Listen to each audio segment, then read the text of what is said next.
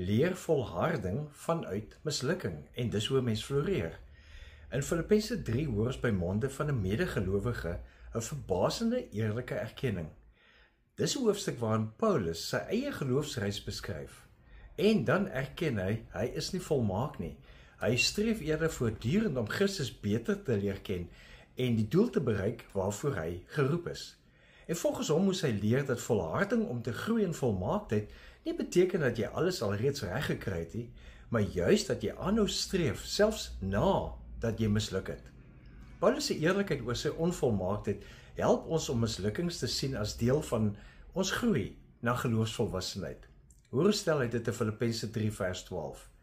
Ek sê nie dat ek dit alles al het of die doel al bereik het nie, maar ek span my in om dit alles myne te maak, omdat Christus Jesus my reeds syne gemaak het.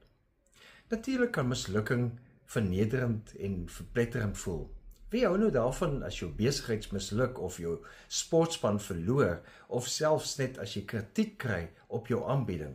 En tog is dit juis in hierdie oomblikke wat volharding ontwikkel in wat Angela Duckworth as grit beskryf.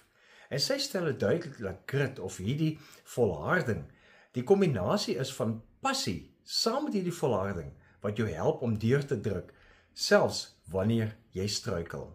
En dit beteken dat mislukking is nie die einde nie. Dis 'n geleentheid om te leer, dis 'n geleentheid om sterker te word.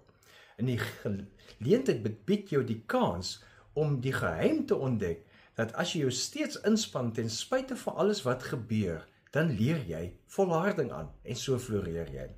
Hoe doen ons dit prakties? Volgens Paulus behoort ons reeds aan Christus en dis ons vertrekpunt, dis ons basis waarop alles staan. Ons waarde lê nie primêr in sukses of in mislukking aan die ander kant nie, maar juis in Christus. So kyk saam met Christus bidend na wat in jou lewe gebeur en skryf neer watter les kan jy hieruit leer.